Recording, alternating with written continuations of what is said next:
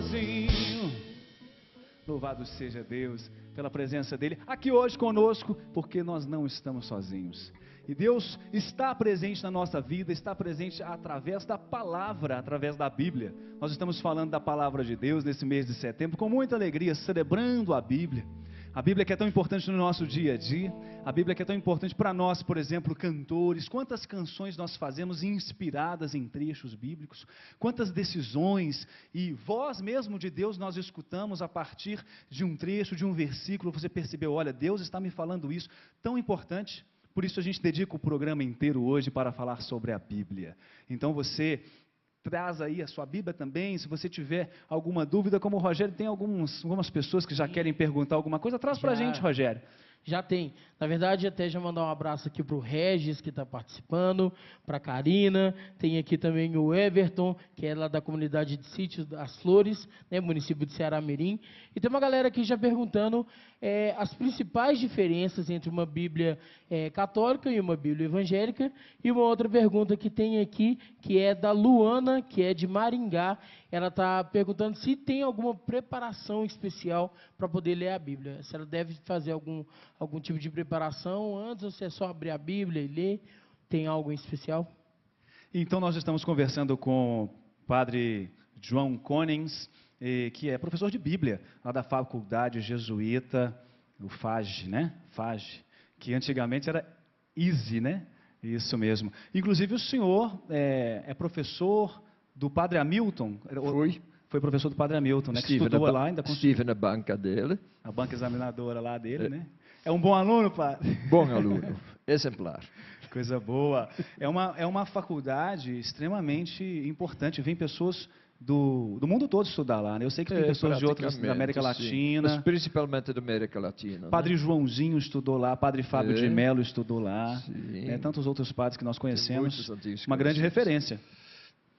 Respondendo as perguntas, até no intervalo eu conversava um pouco com o senhor, e as pessoas têm essa dúvida, né? A Bíblia católica, a Bíblia evangélica, já que a gente estava falando aí dos livros que ficaram de fora, qual que é a diferença básica, padre? Pois é, a diferença básica entre a Bíblia católica e evangélica ou protestante é que na Bíblia católica tem 7 livros a mais.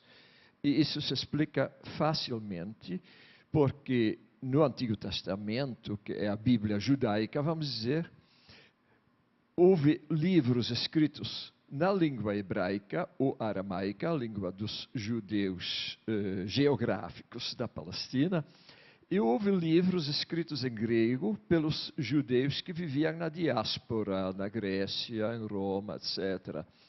E quando, no primeiro século depois de Cristo, a sinagoga judaica determinou quais eram os livros para serem lidos na sinagoga, deviam ser livros em hebraico, porque a língua da sinagoga, sobretudo em Jerusalém e cidades daquela região, era a língua hebraica. E com isto, os livros escritos em língua grega ficaram para leitura particular, não foram assumidos na Bíblia judaica.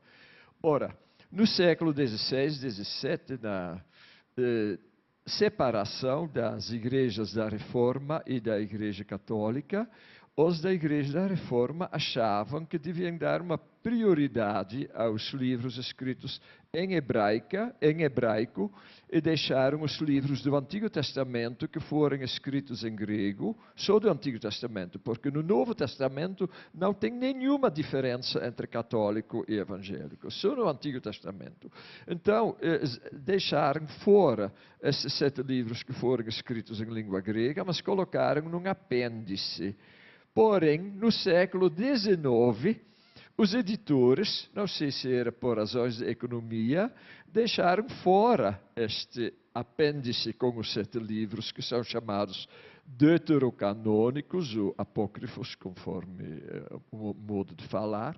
E agora, hoje em dia, as Bíblias protestantes carecem estes 7 livros. E eu acho isso uma pena, porque esses 7 livros são muito bonitos. Tem o livro do Eclesiástico, tem o livro de Judite, tem o livro de Tobias, um livro belíssimo. É uma pena que esses livros foram deixados de lado.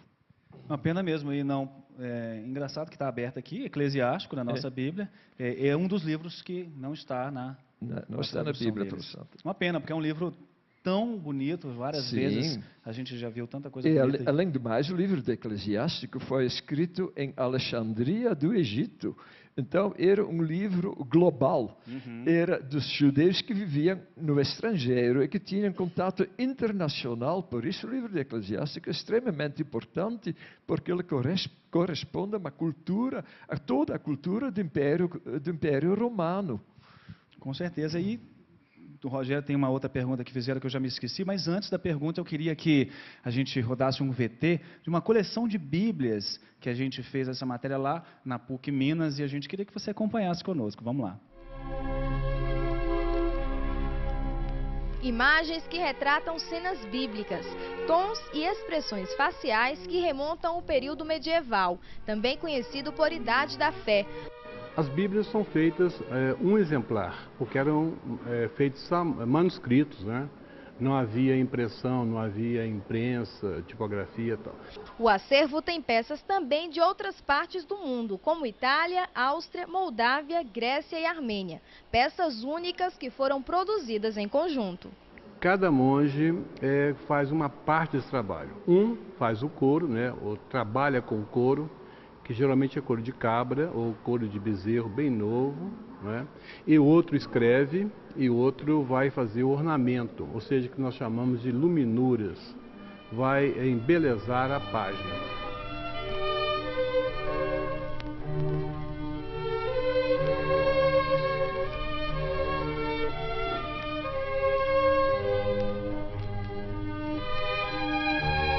Tem as Bíblias de luxo, para quem poderia pagar o trabalho de anos e anos do artista ou dos artistas, e aquela Bíblia também mais simples, chamada as Bíblias dos pobres.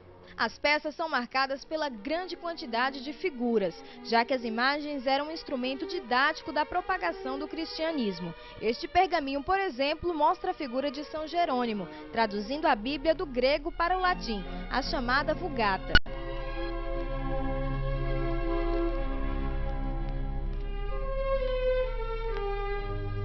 Coleção de Bíblias. Interessante, não é, padre, poder ver Muito bonito. a história também retratada através das Bíblias antigas e tudo isso. Sim.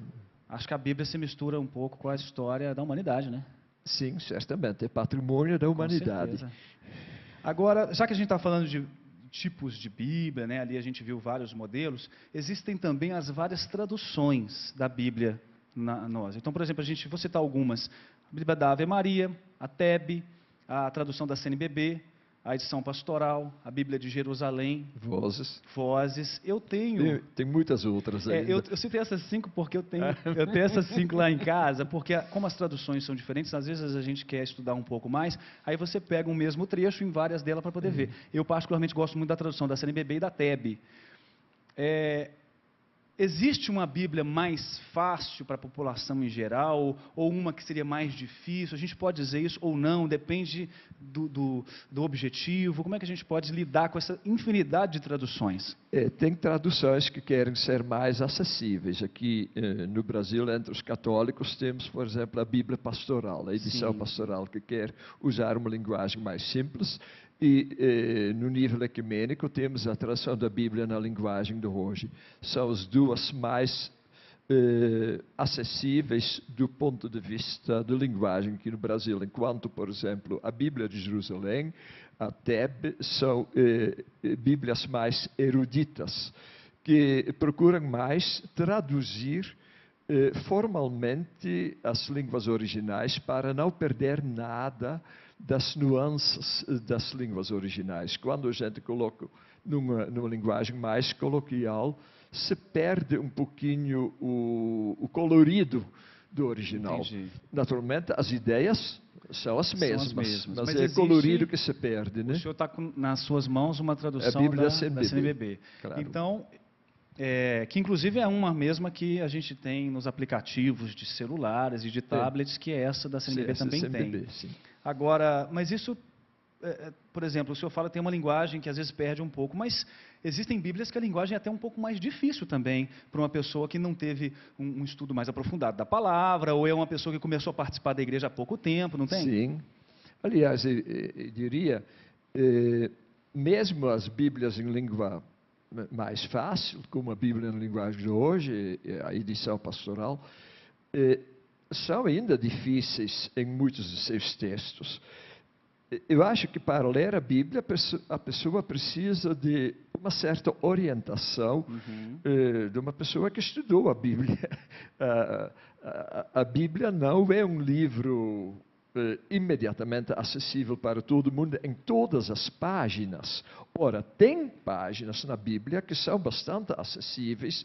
Por exemplo, muitos salmos são feitos para serem rezados assim, imediatamente, sem muita explicação, né? Como aquele salmo que diz: eu me sinto como uma criança no colo da mãe, etc. Isso todo mundo pode rezar. Tem também cartas, por exemplo, a primeira carta de João, a primeira epístola de João, que é sobre o amor, a caridade, é bastante simples. Já o Evangelho de Mateus, que muitas vezes é usado como porta de entrada na Bíblia, é um pouquinho mais difícil, porque ele supõe um certo conhecimento das tradições judaicas. Quando eu recebo essa pergunta, por onde começar a ler a Bíblia? Eu dou duas regras de mão. A primeira é: não comece pela primeira página. Começar pela primeira página, a pessoa vai desistir, não vai, padre? Essa dá problemas demais. Então eu digo, começa pelo Evangelho de Lucas ou pelo Evangelho de João, mas eu aconselho mais o Evangelho de Lucas, porque ele tem uma linguagem mais simples, e é realmente muito criativo, imaginativo, é quase um romance.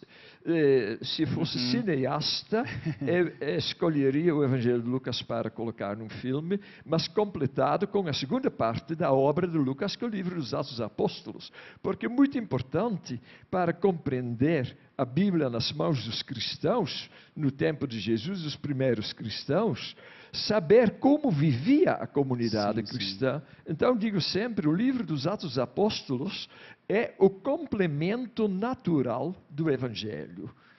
E os dois foram escritos por Lucas, quase como uma sequência.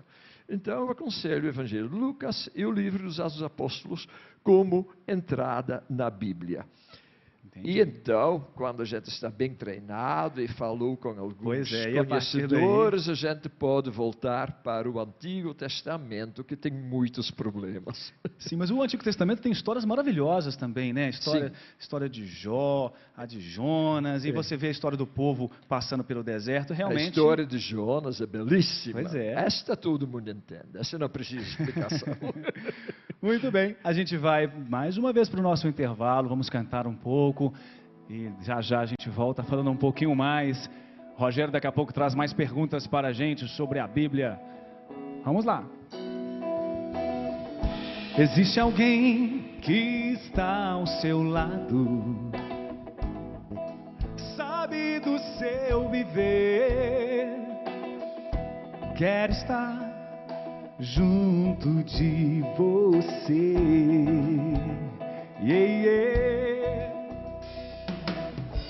Eu sei que está machucado, pois o mundo quis te enganar, tantas vezes te fazer chorar e cair em pecado. Ele veio pagar os pecados seus e meus, vai nos levar para junto de Deus. Ele é o Senhor Jesus. Ele te ama. Ele quer te curar. Ele quer te salvar.